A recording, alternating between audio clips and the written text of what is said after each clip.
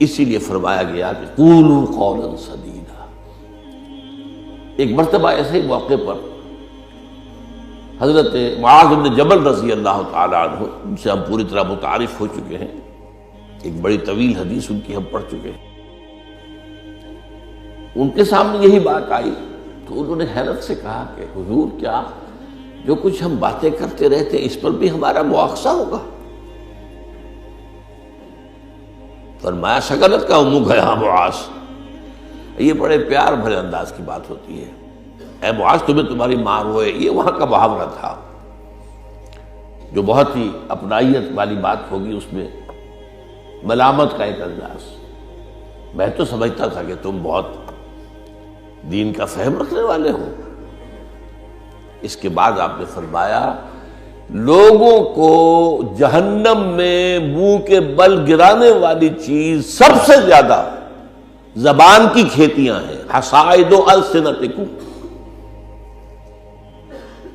زبان سے جو لفظ نکلتا ہے وہ ایک بیج بن کر آخرت کی سرزمین میں بویا جاتا ہے۔ اب اگر برا ہے تو کانٹے دار پودا اس سے نکلے گا، جھاڑ جھکاڑ، اور یہ تمہیں جا کر پھر کاٹنا ہوگا قیامت کے اندر۔ حصائد اس کو کہتے ہیں کھیتی کا کاٹنا نہیں ہوتا، حب الحصید۔ دو قسم کی نباتات زمین پر ہیں، ایک تو وہ جو پودا اور درخت موجود رہتا ہے، پھل آپ اتار لیتے ہیں، اگلے سال پھر پھل آ گیا، پودا وہی کا وہی ہے، اور ایک وہ فصل ہوتی ہے گندم کی ہے، چاول کی ہے، گنے کی، وہ آپ نے کاٹ لی، اس کو کہتے ہیں حصید۔ حصائد السنتکم، تمہارے زبانوں کی بوئی ہوئی جو کھیتیاں ہیں، سب سے بڑھ کر جہنم میں گرانے والی شے وہ ہے۔ اسی میں بلکہ ایک ذرا اور حدیث بھی ہے، ذرا اس میں حیا کا پہلو مانے ہوتا ہے بیان کرنے میں، لیکن حدیث نبوی ہے، حکمت کا بہت بڑا خزانہ ہے۔ آپ نے فرمایا مسلمانوں مجھے تم دو باتوں کی ضمانت دے دو کہ تمہارے دو عضو جو بہت ہی چھوٹے چھوٹے سے، ان کا غلط استعمال نہیں ہوگا۔ جنت کی ضمانت میں دیتا ہوں۔ اب دیکھیے کوئی 2 من وزن ہے، 1.5 من ہے، 2 من سے بھی زائد ہے، اب اس میں 2 عضو ہیں، ایک زبان اور ایک شرمگاہ۔ ان 2 کی ضمانت مجھے دے دو کہ ان کا غلط استعمال نہیں ہوگا۔ باقی پورا جسم جو ہے، اس کی جو بھی حرکات و سکنات ہیں، ان کی گویا کہ میں ضمانت دیتا ہوں کہ اول تو وہ ٹھیک ہی ہو جائیں گے، غلط کام کریں گے نہیں۔ جیسے کہ ابھی آیت میں ہم نے دیکھا یا ایھا الذین آمنوا اتقوا اللہ وقولوا قولا سدیدا یصلح لکم اعمالکم۔ یہ کلام جو ہے شرطیہ ہے، اگر تم یہ کرو گے تو اللہ تعالیٰ تمہارے سارے اعمال درست کر دے گا۔ وَيَغْفِرْ لَكُمْ ذُنُوبَكُمْ، اور کبھی اگر خطا بھی ہو جاتی ہے انسان سے، ظاہر بات ہے، الانسان مرکب من النسیان والخطا، تو اللہ معاف کر دے گا۔ یہ فلسفہ ہے دین کا۔ آپ کا رخ جو ہے سیدھا ہے، آپ صراط مستقیم پر چل رہے ہیں، یہ چلنے میں کہیں پاؤں پھسل گیا، گر گئے، پھر فوراً اٹھے پھر چلے تو اللہ معاف فرماتا ہے ان چیزوں کو۔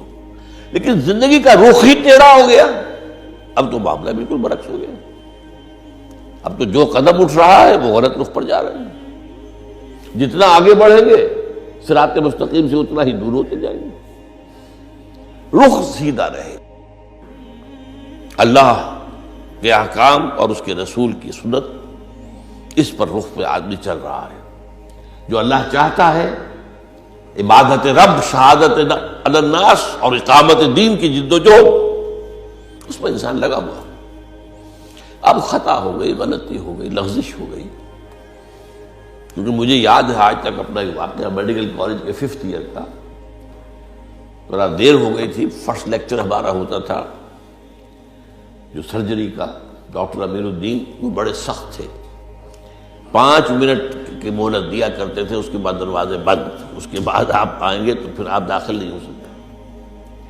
تو میں تیز چل رہا تھا، بارش ہوئی تھی، سائیکل پر تھا، سائیکل پھسلی میں گرا، گرتے ہی بجلی کے مانند اٹھا مجھے آج بھی یاد ہے کہ میں حیران ہوا کہ میں جب اٹھ چکا تھا تو مجھے معلوم ہوا کہ میں گرا تھا۔